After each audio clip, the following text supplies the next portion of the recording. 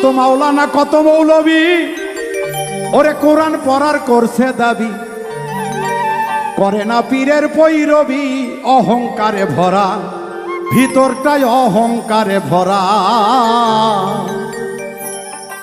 ওরে এই পৃথিবীর এক শ্রেষ্ঠ মৌলবী খাইছে এক পাগলার কাছে ধরা।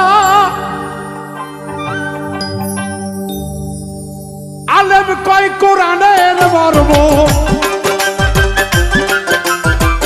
আলেম কয় কোরআনের মর্ম, বোঝে না কেন অজ্ঞানীরা।